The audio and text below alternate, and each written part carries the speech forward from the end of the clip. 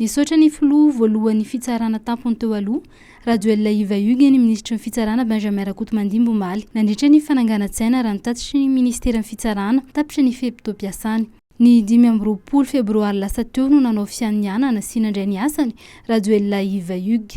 Ny 14 febroary no voatendry tamin'izany toerana izany nandritra ny filan-kevitry ny ministra rehefa nisahana ny asan'ny filoha voalohany mpisolo toerana. Ramanan-kavana Sofia indray no filoha voalohany fitsarana tampony mpisolo toerana araka ny nambaran'ny ministeran'ny fitsarana. Maro ny firenena mbola tsy mitovy hevitra amin'ny Madagasikara ny amin'ny fenitry ny lavanilina, izay indrindra no anisany nanaovana ny atrikasa tafiditra amin'ny dingana efa mbola volana ny fenitra ho an'ny lavanilina mba ahafahana mandresy lahatra an'ireo firenenkafa mbola tsy mitovy hevitra amintsika, fa satria aty amintsika no betsaka indrindra ny lavanilina sy ny mpamokatra.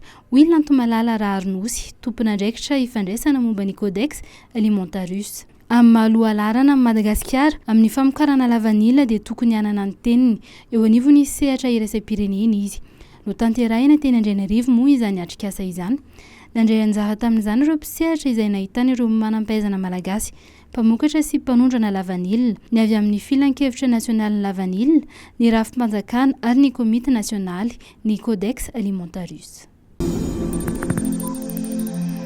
Mandroso ny asa fanamboarana ny toerana lehibe anaovana ireo hetsika rehetra ara-koltorary, ara-pinoana, ara-tsosialy ao Fianarantsoa. Niroso tamin'ny fankatoavana ireo asa efa vita i Gérard Andriamanoisoa, sekretera-panjakana miadidy ny tanàna vaovao sy ny toeram-ponenana na ny SENVH. Ity foto-dravitra asa ity ny Coliseum faharoa lehibe eto Madagasikara, izay tafiditra ao anatin'ny tetikasa pôle urbain tanàna vaovao ao Ambatomena, raha nivoalaza ny sekretera-panjakana miadidy ny tanàna vaovao sy ny toeram-ponenana. Mahazaka mpijery 10,000 sy 4 alina hatramin'ny 3 alina ity toerana ity. Ho vita amin'ny volana Jona ny asa fanampiny, ahitana ny toerana manokana ho an'ireo mpanakanto, ny fametrahana fiara, ny toeram-pivoahana, lakan-drano ary lalana miditra ho hiatrana ity sekretera-panjakana ity. Ho fankalazana ny andro ny 7 Mars izay natokana ho an'ireo ntolona ny ady ho an'ny fahafana tamin'ny taona 1770 nandritra ny fanjanahan-tany dia mandray anjara ihany koa amin'ny fikarakarana ny ministeran'ny asa vaventy. Misy ny asa fanamboaran-dalana mihazo ny fasany mahery fo eny Mozole.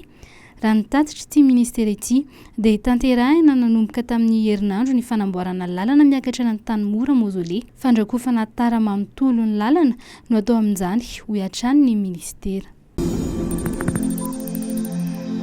Resy ny Ghana tamin'ny isa 3 i Madagasikara nandritra ny lalao ny Nandrotota omaly alatsinainy alina. Lalao tafiditra ao anatin'ny andro fahenina amin'ny fifanitsanana amin'ny fiadinany amboara eran-tany. Ilay mpilalao ny kluba anglisy Arsenal Thomas Partey no namono baolina 2 voalohany ho an'ny Ghanéenne. Mohamed Kudus mpilalao any West Ham any Angletera ihany koa no namono ny baolina fahatelo. Taoriny ny lalao nionana tamin'ny Ghana dia mijanona ho laharana faharoa i Madagasikara eo amin'ny filaharana Vonjomaika ao amin'ny vondrona i amin'ny fifanitsanana iadina ny amboara eran-tany 20 sy 20. Mijanona ho isa 10 ny isan'ny Barea, raha toa tafiakatra 10 ny isan'ny zareo Black Stars izay mitarika Vonjomaika ny vondrona i. Mbola andrasana ny lalao eo amin'ny Comores sy Tchad.